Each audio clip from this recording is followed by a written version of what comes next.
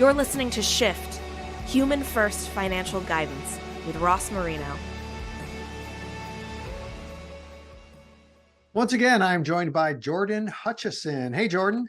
How's it going?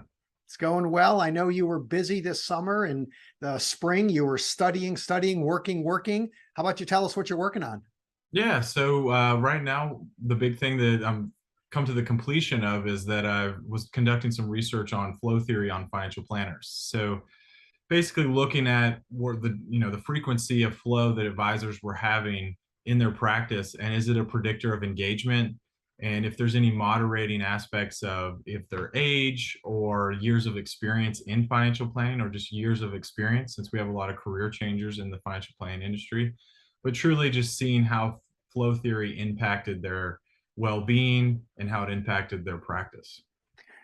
Obviously, you put in a ton of research. I'm sure a lot of it you probably figured this is how it is because you've been studying it for so long. Mhm. Probably were some situations where you researched it, looked at some data and thought, not sure I really expected that. Can you share any of those? Yeah, so one of the things when looking at all the data with the relationship of flow and engagement was really seeing just how frequent it was. And so obviously you walk into the research, it could be that it has no impact at all. Advisors are not having these flow states at work, but actually the amount of flow experiences, so the frequency these advisors were having it was very high. So it was actually at the upper end um, of my research and of the industry, the fact that a lot of advisors were having flow experiences at work. And so it came in, and I found it pretty unique that they were having this experience in this state so often. And it was quite unique because I expected it to be, all over the place and to be, pretty average, but it was a very high amount. So meaning they were really engaged at work. How about you define what the flow experience is and how that relates to financial planners? Yeah, so the way that so to define flow is it's when you're in the zone. Really, that's the casual way. When you're in that zone, when you're deeply immersed in an activity, you're absorbed in that activity, and it's something that's intrinsically motivating to you, but it's also enjoyable.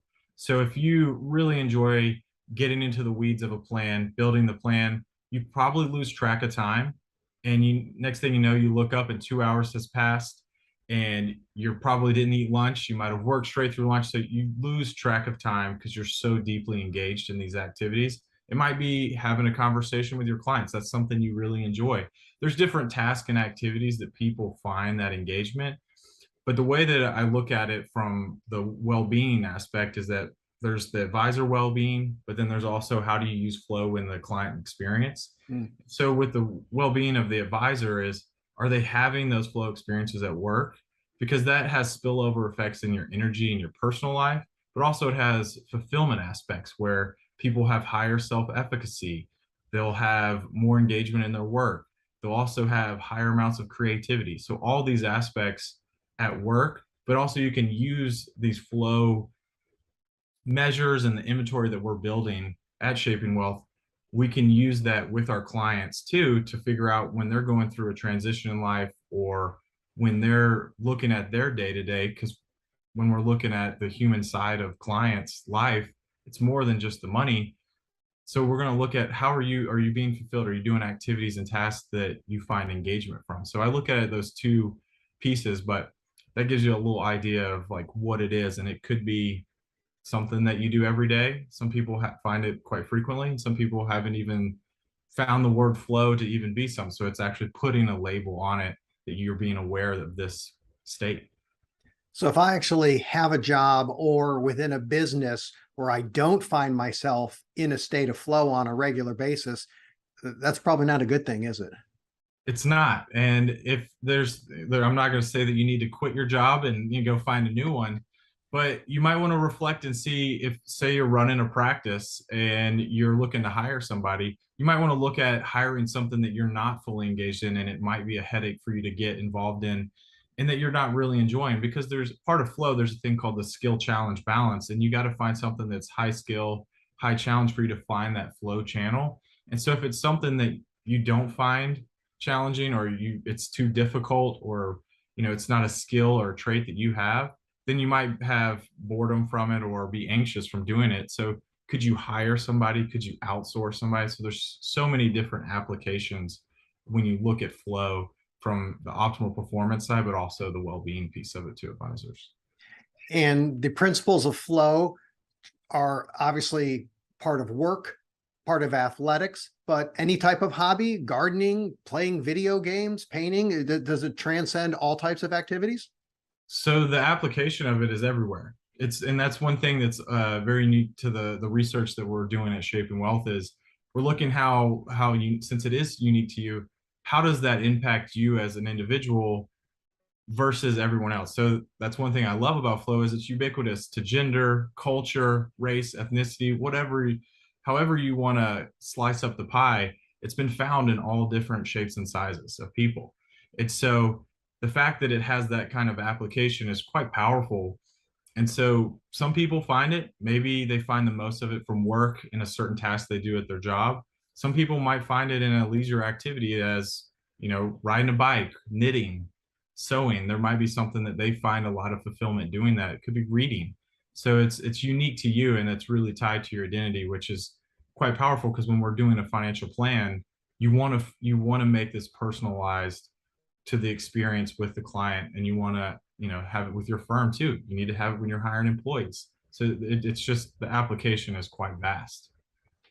Well, one of the areas that I know I slip into the state of flow is studying the mind and how we apply it to financial planning. And sometimes in the morning, I'll have a block of time for research and Right. shoot past the end of it. And I've had to be careful with it because I'll think read for 30 minutes and then you look up, it's 50 minutes later. And Right. because you just get sucked right in. Well, I love what you're doing at Shaping Wealth. Love the work that's going on there. There's a new program coming out. Can you give us just a quick little teaser and not too much, but just enough because I know we'll talk about it a lot more in the future. For sure. Yeah. So we have a new platform coming out in a few weeks called the Outsourced Chief Behavioral Officer, in short, OCBO. And so what we're doing there is we're delivering content weekly, monthly, quarterly to advisors for their practice. We're giving you things that you can use, tools, frameworks that you can use in your practice daily and weekly so that you can, we propose certain things from coaching where we have a coaching program called Amplify, where we bring the topics that are timely to you and your practice. We also have a thing with what we call Dr. Joy's office hours. And so Dr. Joy, she's a practicing clinical psychologist, and she offers just that free time to bring a client case to her. And that's quite amazing when we've run into these client meetings where we're like, I just can't get fill in the blank, the client to do this, or, get them to implement this. So we're delivering different things, different frameworks, all kinds of different levels from coaching, content, client engagement tools, conversations to have. It's quite a lot of things, and we're pretty excited about it because we've all been building on this for quite a while. So that'll come out in November. I'm looking forward to it. I was fortunate enough to have a little bit of a sneak peek and be able to talk to Brian a little bit about it. And I guess the one thing I could say about it is I'll be one of the first to sign up. So can't wait for it. Jordan Hutchison, thanks for being on the show today.